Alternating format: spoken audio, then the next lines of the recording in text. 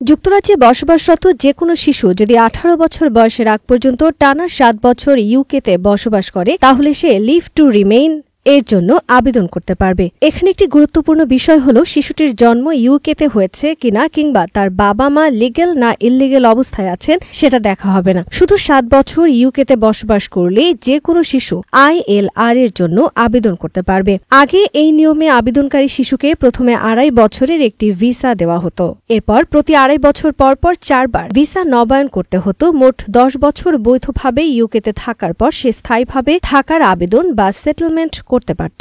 অর্থাৎ 7 ইয়ার্স রুলে প্রথম ধাপে আবেদন করে সেটেলমেন্ট ও নাগরিকত্ব পেতে দীর্ঘ সময় অপেক্ষা করতে হতো। তবে 29 জুলাই 2025 নিয়মে 7 ইয়ার্স রুলসে নতুন একটি বড় পরিবর্তন এসেছে, যেটি অনেক শিশুর জন্য সুখবর। এই পরিবর্তনে এখন শিশুটি 7 বছর থাকার পর যদি লিভ টু রিমেইন পায় তাহলে প্রথমে 2.5 বছরের ভিসা দেওয়া হবে এবং এরপর মাত্র একবার এক্সটেনশন নিয়ে মোট 5 বছর বৈধভাবে ইউকেতে থাকলেই সে সেটেলমেন্টের জন্য আবেদন করতে পারবে। অর্থাৎ এখন আর 10 বছর অপেক্ষা করতে হবে না। যেসব শিশু ইউকের বাইরে জন্ম নিয়েছে কিন্তু ছোটবেলায় ইউকেতে এসে এখানে টানা 7 বছর অবস্থান করেছে, এই পরিবর্তন তাদের জন্য বিশেষভাবে উপকারী। আগের নিয়মে তাদেরকে 10 বছর অপেক্ষা করতে হতো, এখন 5 বছর পরেই তারা স্থায়ী হওয়ার সুযোগ পাবে। যেসব শিশু ইউকেতে জন্মেছে এবং 10 বছর এখানে থেকে ফেলেছে তারা সরাসরি ব্রিটিশ সিটিজেনশিপের জন্য আবেদন করতে পারে। তাই তাদের জন্য এই নতুন নিয়মটি অতটা গুরুত্বপূর্ণ নয়, কারণ তারা এমনিতেই নাগরিকত্ব পাওয়ার যোগ্যতা অর্জন করে। যদিও 7 বছর থাকার পর শিশু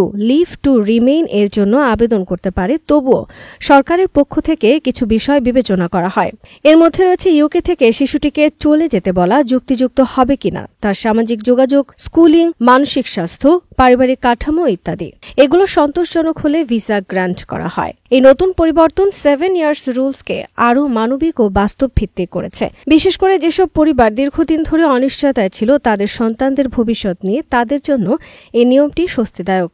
যারা ইউকেতে জন্মায়নি কিন্তু এখানে বড় হয়েছে তাদের জন্য এটি একটি যুগান্তকারী সুযোগ। এদিকে যুক্তরাজ্যে বসবাসরত বাংলাদেশি অভিভাবকরা এই পরিবর্তনকে বেশ ইতিবাচকভাবে দেখছেন। অনেকেই বলছেন নতুন নিয়মটি তাদের সন্তানদের ভবিষ্যৎ নিরাপদ করতে সাহায্য করবে। বিশেষ করে যারা দীর্ঘদিন ধরে বৈধতার বাইরে থেকেও সন্তানের শিক্ষার স্বার্থে ইউকেতে থেকে গেছেন তাদের জন্য এটি অনেকটাই স্বস্তির খবর। ব্রিটেনে বসবাসরত এক বাংলাদেশি নারী বলেন, আমার মেয়ে এখানে স্কুলে পড়ে, 7 বছর হয়ে গেছে।